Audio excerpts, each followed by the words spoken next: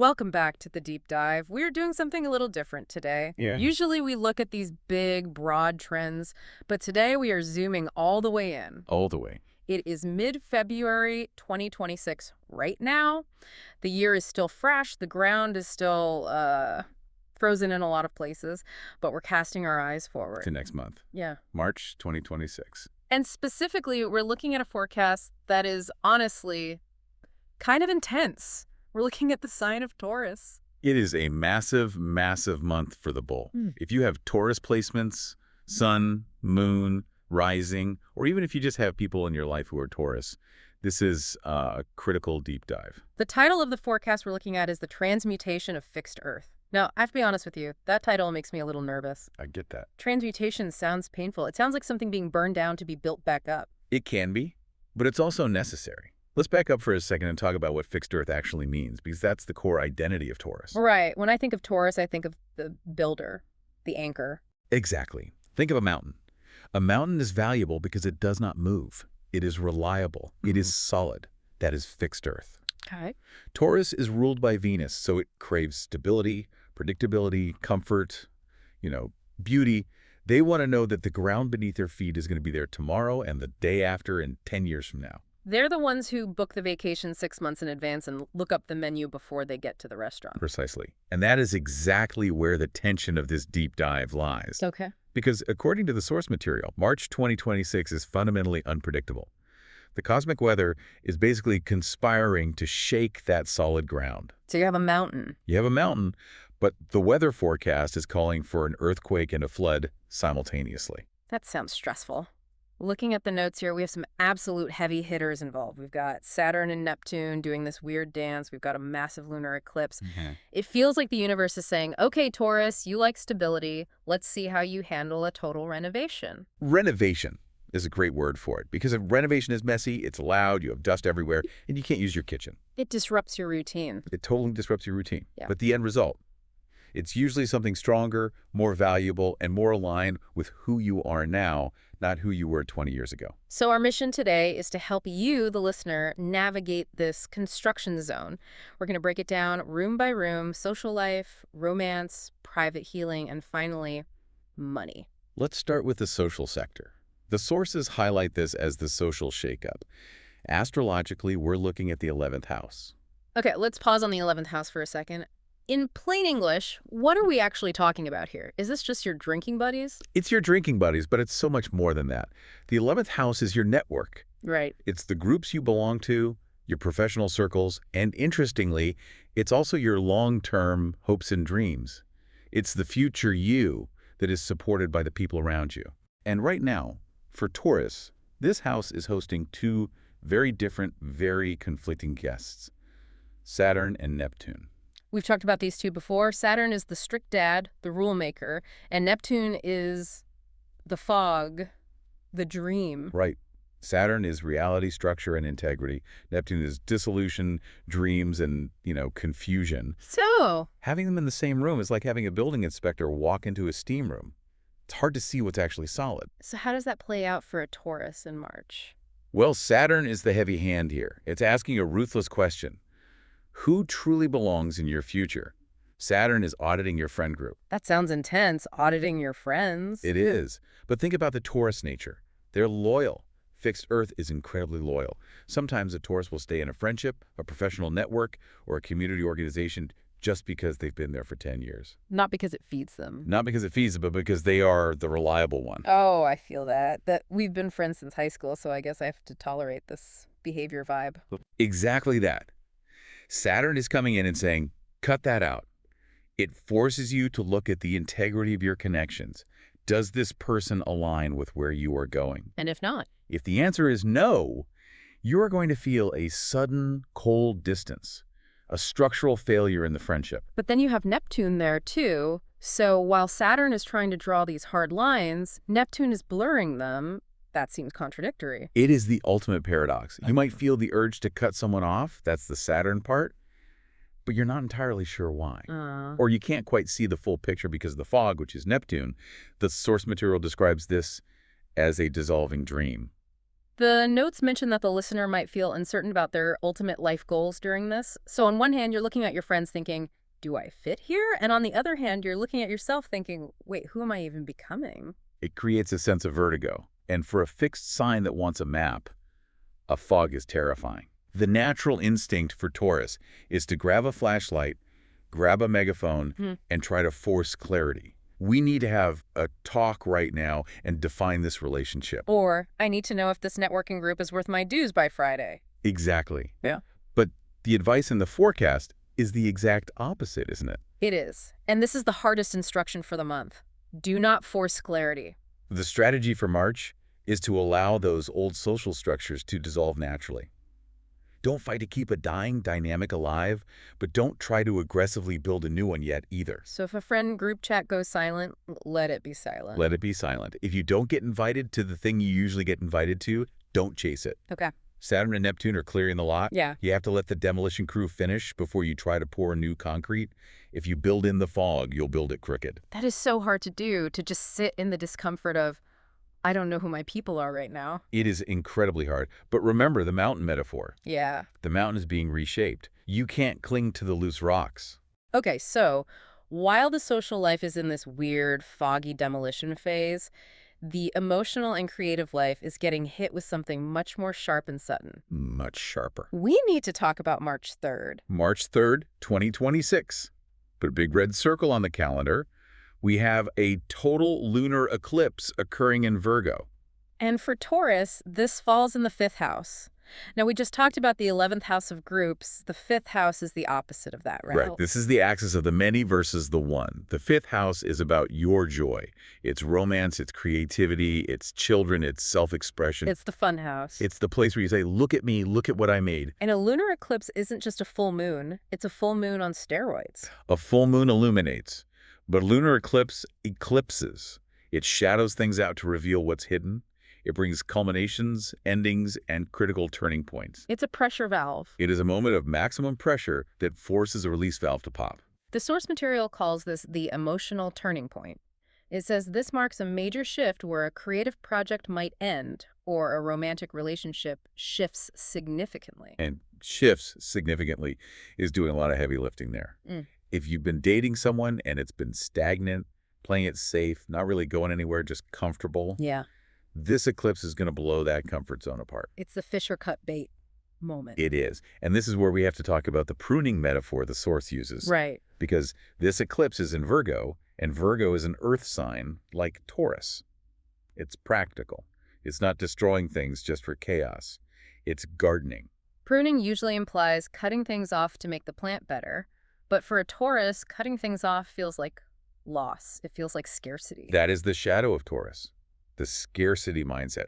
I need to keep this dead branch because what if I never grow another branch? I need to stay in this mediocre situationship because what if nobody else comes along? Exactly. Taurus hoards resources, and sometimes they hoard dead situations. So this eclipse is basically coming in with the garden shears and saying, this is dead, it's gone. Exactly. Think of a rose bush. If you have 10 stems, but 5 of them are brown and withered, they're still sucking up water. They're taking energy away from the blooms. The eclipse cuts the dead wood so the live wood can actually flower. So if a breakup happens or a creative project falls apart around March 3rd, the listener shouldn't view it as a failure. View it as maintenance. Necessary, aggressive maintenance. The specific call to action here is stop overanalyzing your joy and start living it. That's the Virgo trap. That's the Virgo trap. Analyzing the relationship to death instead of feeling it. The eclipse removes the option to analyze. You just have to deal with the reality. So we have a social dissolve, a romantic pruning, and then we have the private life. This section of the forecast was really interesting to me because it talks about a contradiction. A huge contradiction. We're talking about Venus. Right. Venus is the ruler of Taurus. So wherever Venus goes, the Taurus vibe follows. And for most of March, Venus is in Aries in the 12th house. Okay, let's break that down. Aries is fire, action, me first. But the 12th house, that's the closet. The monastery. The 12th house is the most mysterious part of the chart. It's the psychological basement. Okay. It's the realm of the unconscious, the hidden, the spiritual. It's where we go when we are alone. It's also where we hide things. Now you have Venus, which is love, beauty, and money, dressed up in an Aries warrior costume, but locked in a basement. That is a fantastic image. Yeah. And yes, that is the energy. It creates a massive public view versus private reality split. How so? To the outside world, the Taurus might look fine. They're showing up to work. But internally, the heart is in what the source calls hermit mode. Hermit mode. I feel like a lot of people will resonate with that, but does that mean just hiding under a blanket? It can, Yeah. but it's more active than that because of Aries. You aren't just sleeping. You are processing. The source mentions hidden desires and secret battles. With Venus here, you might be processing a secret crush, someone you can't tell anyone about. Or, more likely, you are actively fighting a battle with a past wound that has resurfaced. Like ghost processing. You're arguing with your ex in the shower. Exactly. Or you're finally confronting a self-worth issue that you've ignored for years, and because it's the 12th house, nobody sees you doing it. Right. You don't get a medal for it. It's lonely work. There is also a note here about intuitive finances. How does money connect to this hermit mode? Usually you make money by going out and hustling, not by sitting in the basement. This is where the alchemy starts to happen. Yeah. Venus rules money. When it's in the 12th house, the usual rules of work hard, get paid don't apply. Okay. The source suggests that financial gains during this period come from behind the scenes. Like passive income. Or just having a hunch. It's about intuition. It's the sudden realization while you're meditating or dreaming that says, wait, why am I spending money on that? Or I have this resource I haven't been using. The gain comes from the silence. I see. If you're too busy running around making noise, you will miss the financial signal. So don't bang your head against the wall trying to force a sale. Go for a walk and the idea for the sale will pop up. Precisely. Trust the invisible support systems right now. Okay, so let's look at the timeline. We've been in the fog with friends. We've been pruned by the eclipse. We've been fighting ghosts in the 12th house. It sounds exhausting. It is exhausting. But then the calendar hits March 20th, the spring equinox, and the energy shifts gears completely. It shifts dramatically. This is the moment the pressure cooker whistle finally blows. The sun moves into Aries, which is officially spring, and Mars starts interacting heavily with Taurus. Mars is the gas pedal. Mars is drive, aggression, energy. So you have all this internal pressure that has been building up all that 12th house processing, and suddenly Mars hands you a sword and says, go. The forecast calls this the breakthrough, and specifically it links it to finances. But I want to understand how. How do we get from crying in the basement to financial breakthrough? This is the most technical but most important part of the forecast. It involves the North Node. Right, the North Node. Give us the quick definition for those who don't speak astrology fluently. The North Node is the point of destiny in the sky. It represents an insatiable hunger. It's where we are supposed to be going, where we're supposed to be growing. Okay. Right now, for Taurus, the North Node is in your sector of resources and self-worth. It is screaming, I want more stability, I want more value. Okay, so the hunger is there. But, and this is the key, you cannot feed that hunger if you are full of old stuff. The 12th house work you did earlier in the month, that clearing out of the psychological basement, that is what makes room for the North Node to deliver. Oh, I see. So it's not magic, it's mechanics. You can't bring in new wealth if you subconsciously believe you don't deserve it. Exactly. The text says this financial shift is psychologically rooted in believing you deserve it. If you haven't done the work to heal the wound, the Venus, in the 12th work, you will reject the opportunity when Mars brings it. So the breakdown in the beginning of the month is actually the prerequisite for the breakthrough at the end. Yes. You shed the friends that didn't align. That's Saturn. You prune the dead creative projects. That's the eclipse. You heal the private shame. That's Venus. Right. Now, you are lighter. You are clearer. And when that Mars energy hits on the 20th, you can actually step into that financial breakthrough because you finally believe, I have value. That is, wow, it really is a transmutation. It's alchemy. You're turning lead into gold, but the lead is your own baggage. That is the essence of the transmutation of fixed Earth.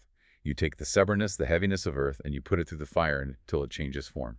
So let's zoom out. If I'm a Taurus standing at the edge of March, looking at this forecast, it's a lot to process. We have three main pillars. Right, let's synthesize this. Pillar 1, professional and social networking.